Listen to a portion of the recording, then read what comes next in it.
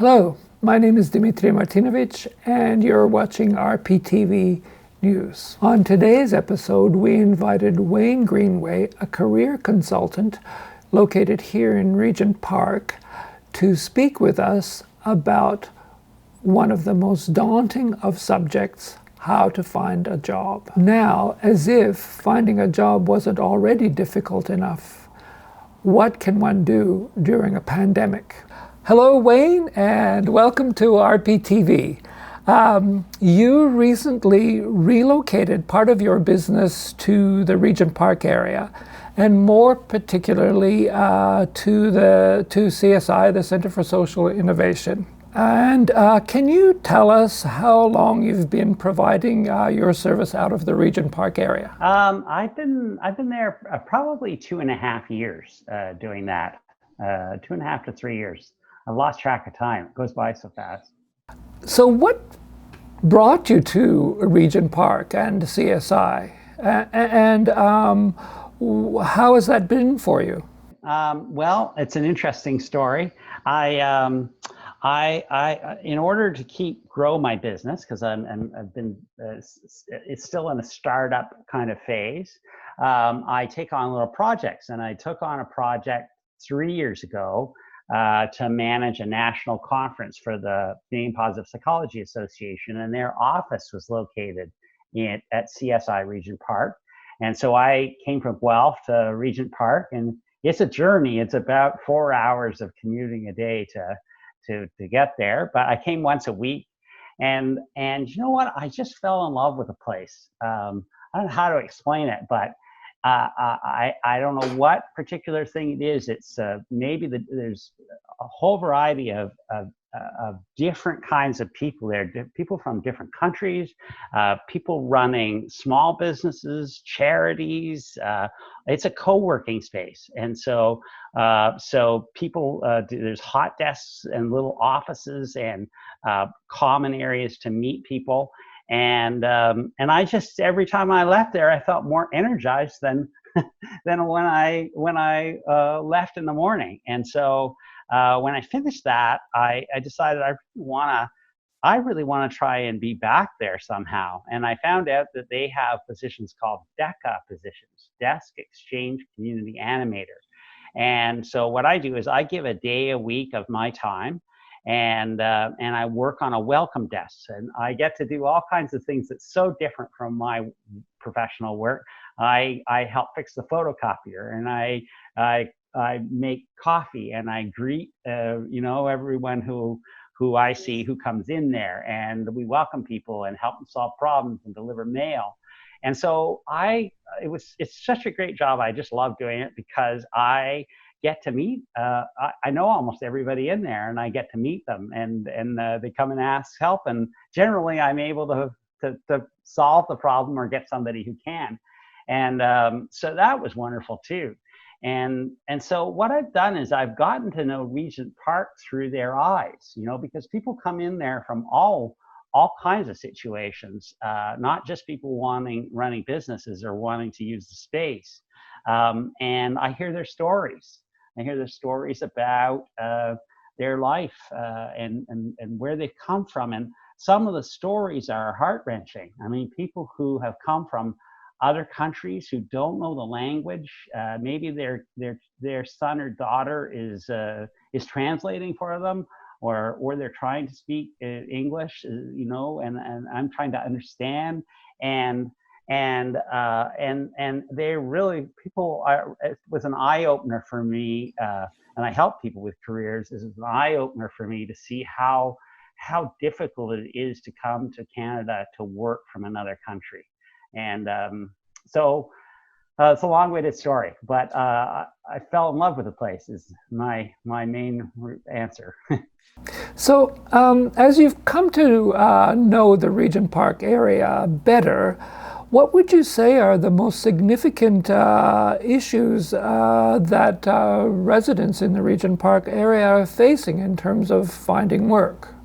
First of all, I mean, I don't have the figures, but my impression is that there's some of the poorest people in Toronto who live there, and I think there's some very, very wealthy people who all live in the same neighborhood.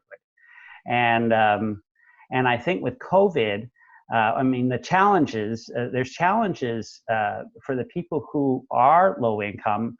Before COVID, there's a lot of the challenges that I was just talking about. If they've come from another country, or they've had difficult circumstances maybe growing up, and they face, and maybe they don't have all the training they need to get a job they'd like to do. They just have a lot of challenges. And with COVID, what the studies that they've done, there's a study done by the University of Ottawa, and they showed that the people who will be most severely affected are young people, unmarried people, and people who live in poverty. And so that's one of the reasons that we set up a new initiative that I could talk about later. But I just kept thinking about the people who I'd met who were in difficult situations before COVID, and now I can't imagine how they're surviving. I think they will, because the people I've met, a lot of them are very strong people, and I'm hoping they will. But I'd like to do more to help. So with the COVID-19 pandemic encompassing almost every aspect of our lives, how has the nature of work been impacted, and how has this impacted the services that you provide? Well, again, it's hard to know exactly how work has been impacted, but right now there's at least 2 million job losses, and maybe it'll be as high as 3 million across the country. It's about half of the people who could potentially be working are working. So we're at about 50% of people are employed.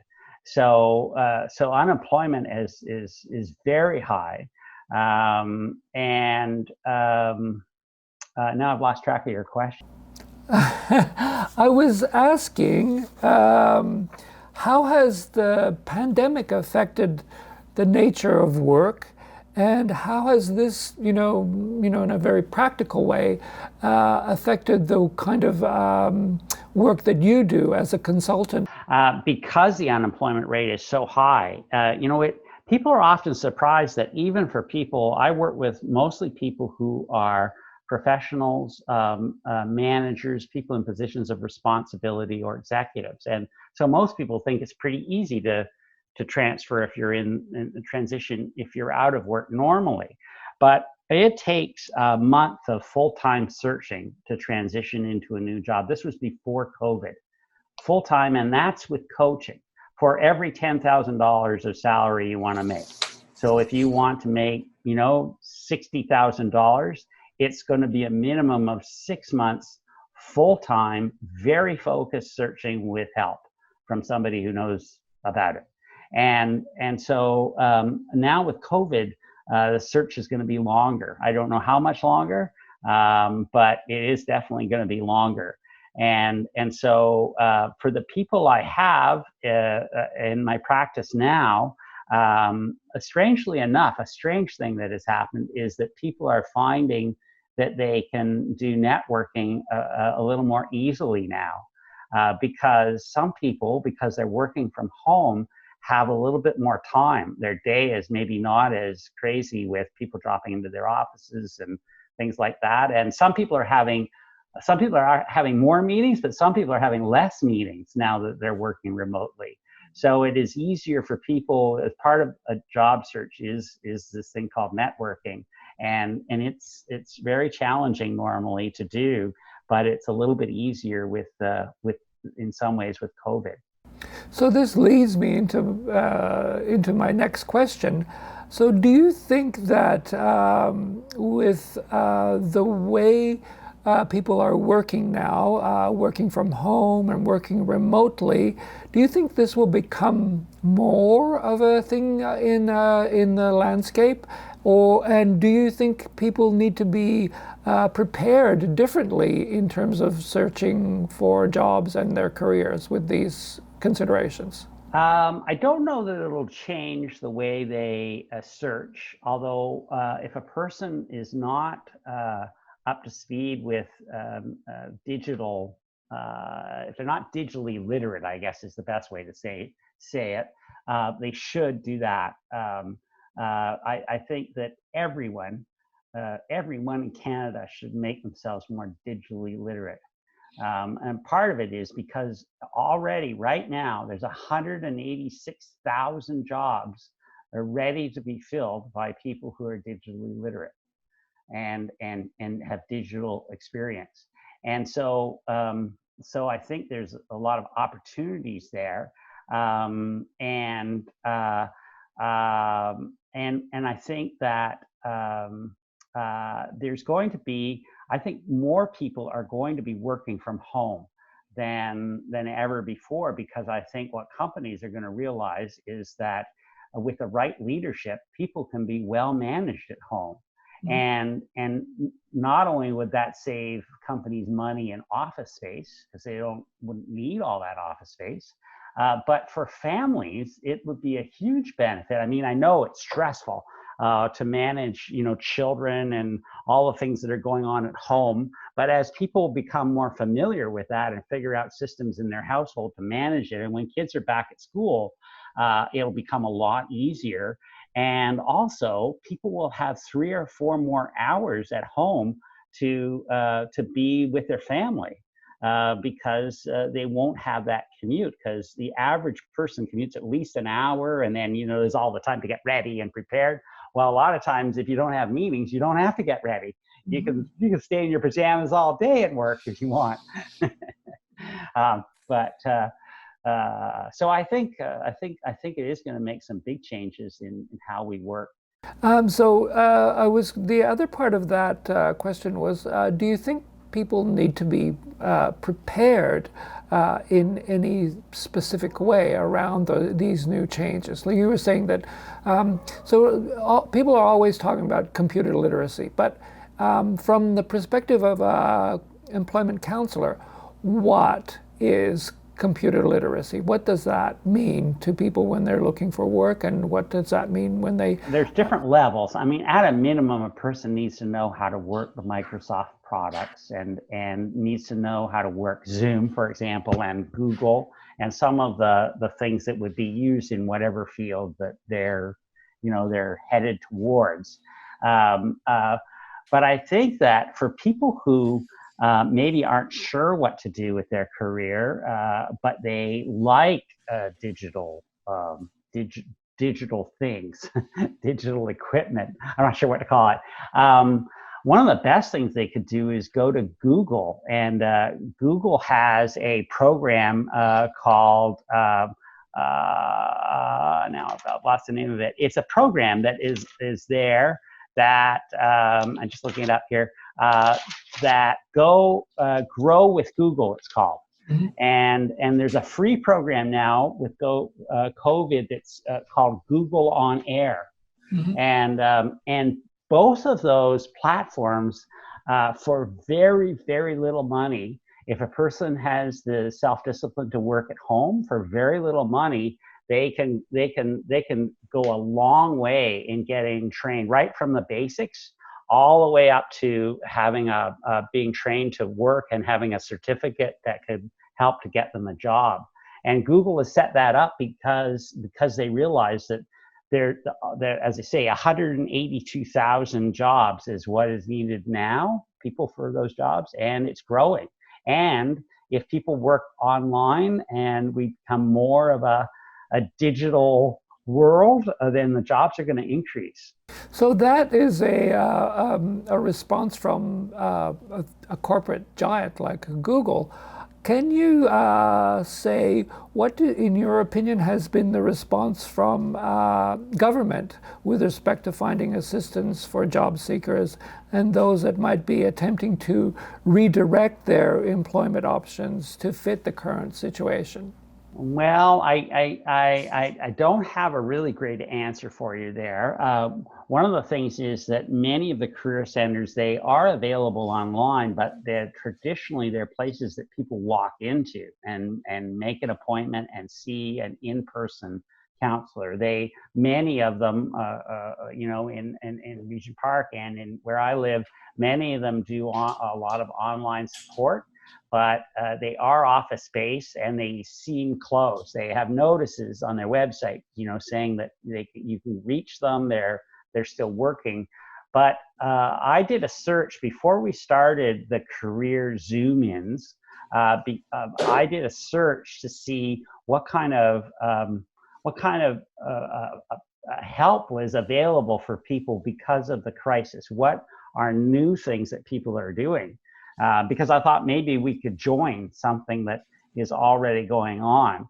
But I couldn't find anything. We have the highest unemployment ever in a long time, and yet I don't see new initiatives. I don't see innovation happening. I don't see online strategies. Now, it could have been me, and I could have missed. I'm not a perfect online researcher, so I could have missed it, but I don't think so. So at the time of the last economic recession in 2008 and 2009, the government was able to throw together the Second Career Program, and it provided a lifeline for a lot of people who were displaced by that catastrophe. Yes, it doesn't seem to be anything like that now, even though there are so many more people who are affected by the situation today. I think what's happening is I think they're just focusing on helping people to get through this. And so we may see some funding come from the government, as time goes on. But I think from the people I've talked to who are most affected, the emergency relief funds, as long as they met the qualifications were pretty broad. If they met the qualifications, the emergency money that the government is sending has been helpful. The trouble is that there's some people who even though they've tried to be as open as possible, I think they just don't fit the qualifications, and so they didn't get the money. So what do you think, as a career counselor, you can offer to people who are unemployed now or looking for work that that they might not be able to sort of pull together on their own? Well, what we've done is about a year or so ago, a couple of us pulled together where I live, there's 9 of us, several career professionals. Now, we're all called different names: resume writers, career management specialists, career coaches. We're all called different names, but what we all try to help people find jobs that fit. And we come at it slightly different ways, but we agree on many things. And so we started to come together because we're all independent. We're not government funded. We're our own businesses, and we have to survive and grow ourselves. So we came together to try and help each other and to learn from each other. And we've been meeting once a month for the last, maybe year or so. And so when this COVID happened, I got in touch with the group and asked what they thought of the idea of doing what's called a career Zoom in. And what this is, it works like a phone-in show that you would have on the radio. If anybody's familiar with Cross Country Checkup, or there's a noon hour show on CBC where you can phone in and say what you think. And well, this works the same way, only we're not a radio station. We're just a group of people who want to help. So what we're doing is we're doing it through Zoom. And so people go to Eventbrite, register for free for the event. And what we have on that Zoom in is the first maybe 10 or 15 minutes is a feature presentation by one of the career professionals, and it'll be on a particular aspect, a different one each week. So it might be one week, it might be on interviewing, the next week it might be on resumes, next week it'll be on figuring out what you want to do in your next steps. And we do it every Thursday at 1 o'clock.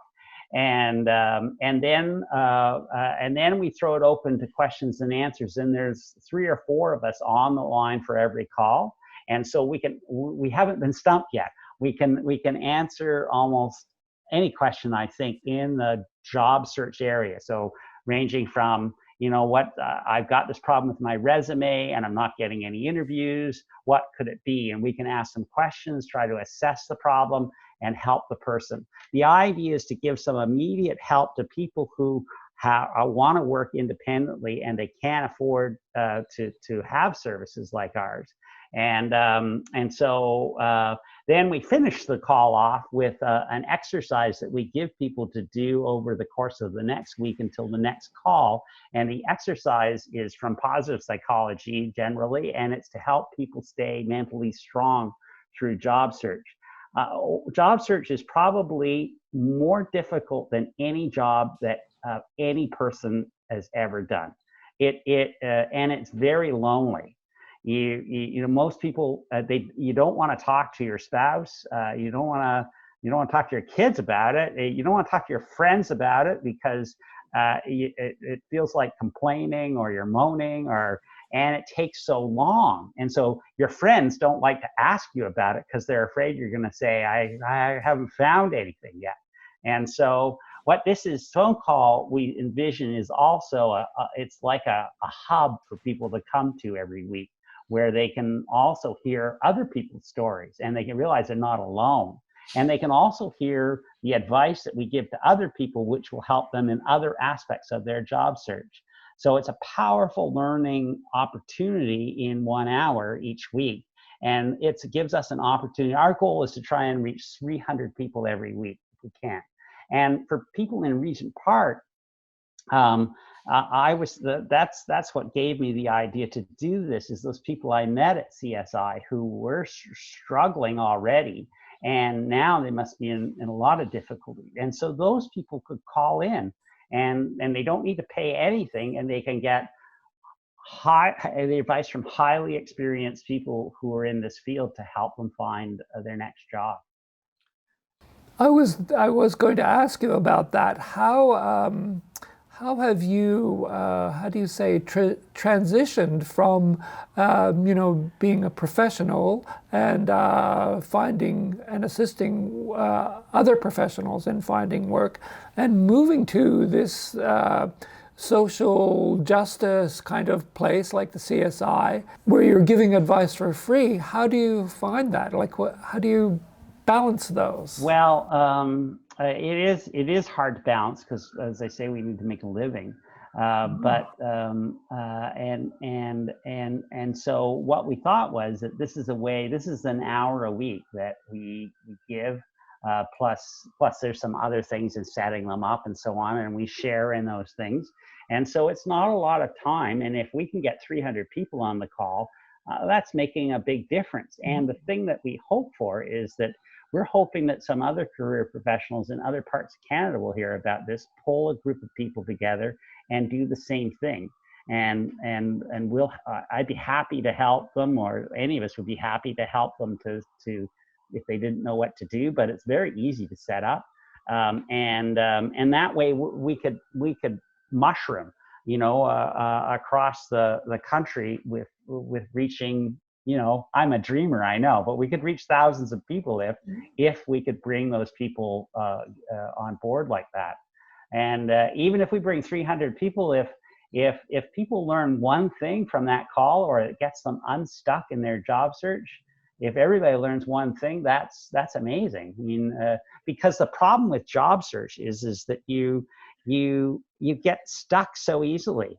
You might do really well get the resume, you sort out all the crazy information that's on the web because it's very confusing, and you get your resume done, and then you're finding you're not getting responses. Well, it could be because you're not customizing it the right way. And a little bit of advice A couple of steps can often free the person up, and then they're on their way. For me, my business is a little unusual because I'm a certified B corporation, and so what I do is I pay the expenses, and then I pay myself a salary when I make enough, and 100% of the profit goes to serve the needs of vulnerable youth who are to help them flourish in their community. So it goes to nonprofit organizations that are doing programming that are going to strengthen the resilience or the mental health of kids who are living in vulnerable situations. And so it's, and we all all of us do talks in schools, and we all do things to help in the community whenever we're invited. So I think it's not too far from any of us in the group. So when someone has that designation, B Corporation, that's what it stands for? No, B Corps are really interesting. You can go to the website and look it up for details. But basically, a B Corp, it's very hard to get the certification, but you have to commit that equally important to making money is the environment, the way you treat staff, and the community. And you have to set very specific, measurable standards for showing that you believe equally in those things and that you're actually progressing. And once you get certified, you have to keep improving in order to stay certified. It's not good enough to just do what you've always done. And so if a company is a B Corp, if people are looking for jobs, a company is a B Corp, they're probably a pretty good place to work because they probably have standards. And so, for example, there's a restaurant in Guelph here that's a B Corp, and they realized, they thought they were a very good company, but when they really started investigating, they realized that their staff didn't feel like they had a career with them. They felt like they were filling in, something in their life. So they reconfigured their business so that they could offer people full-time work. And when they could offer them full-time work, they could offer them full-time benefits. And now their staff, and I think they have profit sharing, but I'm not sure. But that's another feature of many B Corps. And so because they're invested in the business, the profits of that restaurant have soared because the staff feel part of the company and committed to it and feel like they have a permanent job and kind of like a home sort of to work in. Well, Wayne, is there anything else you think you'd like to say about the work that you do, about searching for jobs, which I agree with you is one of the hardest things that anyone can ever try and do.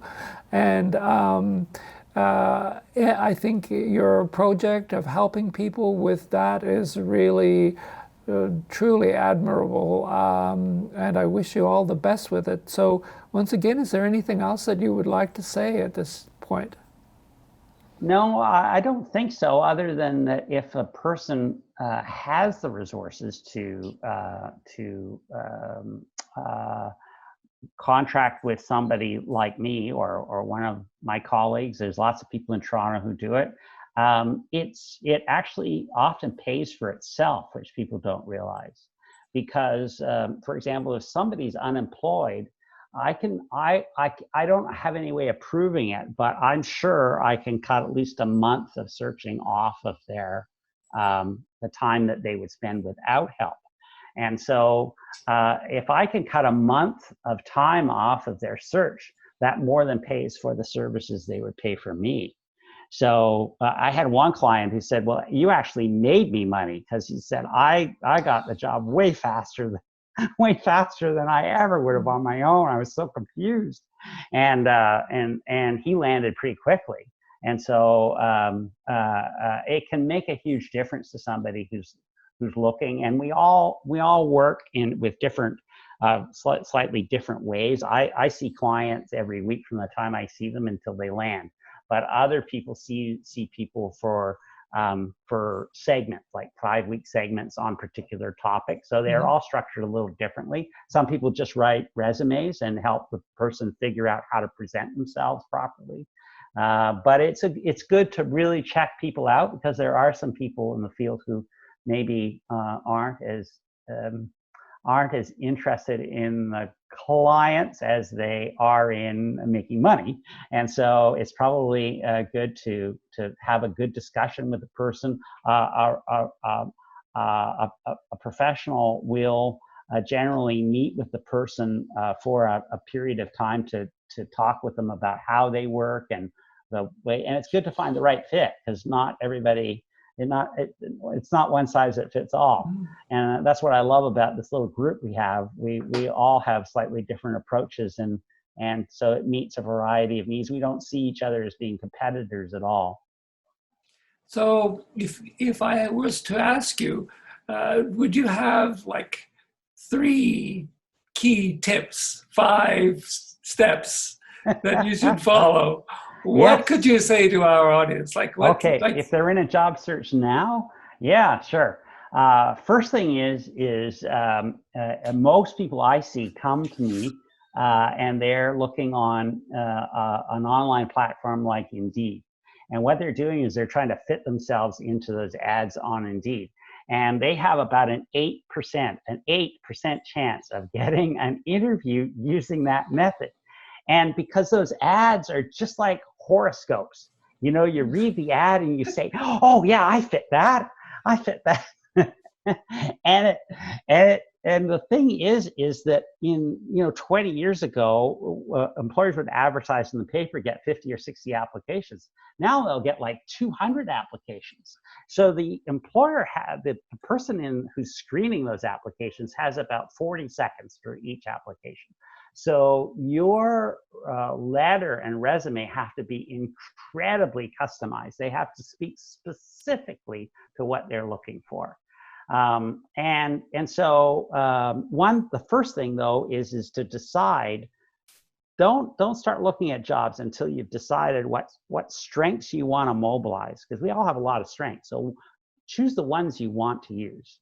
Decide what you stand for. What are your values? What do you want in the company?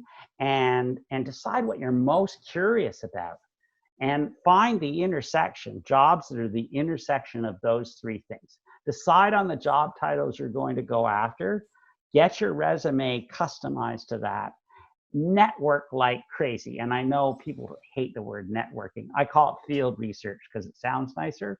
But field research like crazy with people who are actually doing those jobs, and find jobs before they're posted. Find a job before they're posted. You can talk to the hiring manager because they'll generally talk to you if it's not posted. Once it's posted, they won't talk to you because they feel it's unfair. But you can talk to the hiring manager, say, I hear from Susie Brown that you have a great, you're going to have an opportunity coming up.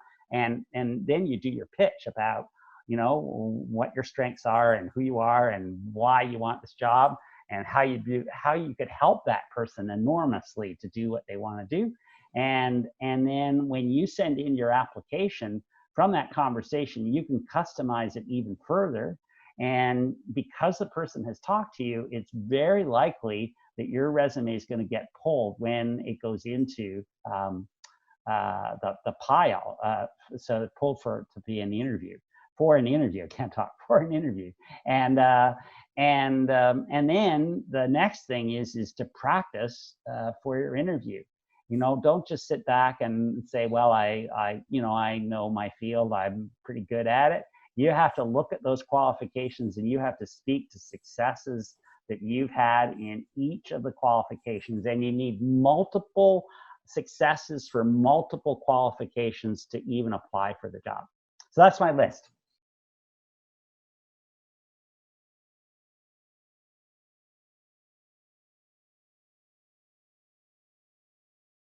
Thank you, Wayne, for sharing with us your vast knowledge on one of the most difficult things that anyone can ever have to do searching for a job. My name is Dimitri Martinovic, and you've been watching RPTV News. Join us again when we continue to report on stories and issues of critical importance to our communities. Like, share, and subscribe to our channel. For more information, follow us on all our social media platforms. And don't forget to visit our website, as well as comment down below what you thought about this video.